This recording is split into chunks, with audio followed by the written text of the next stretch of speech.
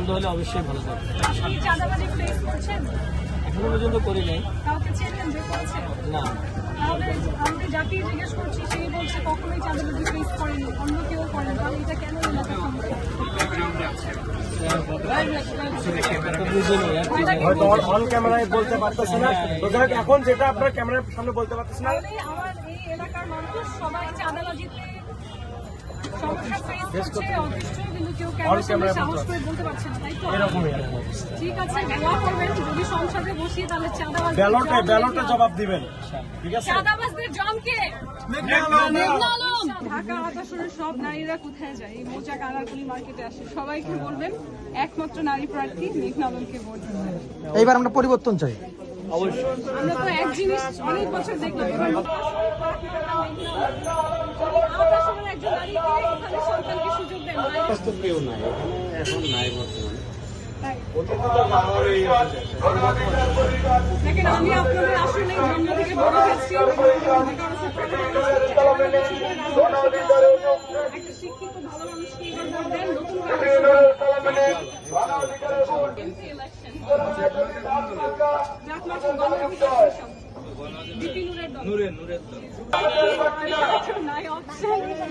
আচ্ছা, আমরা এখানে অধিকার পরিষদের মনোনীত প্রার্থী ট্রাক মার্কা বিপিনুরের গণ অধিকার পরিষদ।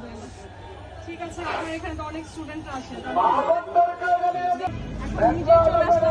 আমি চেষ্টা করছি ডোর টু ডোর যাওয়ার যতখানি সম্ভব। এখন আমরা তো আসলে বড় বড় যারা হচ্ছে প্রতিদ্বন্দ্বী, তাদেরও তো আসলে অনেক খরচাপাতি নিয়ে ইলেকশনে দাঁড়ায়, আমাদের দুর্নীতি হবে না এবং অ্যাটলিস্ট আইনের কাছে যে সবসময় থাকে প্রভাবশালীরাই পায়, সেটা হবে না। কারণ আমাকে যদি আপনারা শুনে থাকেন কখনো, জানবেন যে একটা বিশাল আইনি হাসল অনেক প্রভাবশালীদেরকে পরাজিত করে আমি এখন এই যে এমপি হওয়ার ইলেকশনে দাঁড়িয়েছি। তাহলে আমি নিশ্চয়ই চাবো না আমার আসলে কোনো নারী বা পুরুষ, আমি যেটা আপনাদের সন্তান মনে করে, একজন সাহসী মানুষ মনে করে আমাকে ভোটটা দেবেন। ইনশাআল্লাহ এতদিন যারা কাজ করেছে তাদের থেকে ভালো কিছু হবে ইনশাআল্লাহ। এখন আব্বাস ভাই এলাকা থেকে ভোট দিবেন আমাকে? দিব না ইনশাআল্লাহ, যার মধ্যে তাকে দিব। আমার ভোট আমি দিব, যাকে খুশি তাকে দেব। কি মার্কা? ট্রাক। বিপিনুরের মার্কা ট্রাক।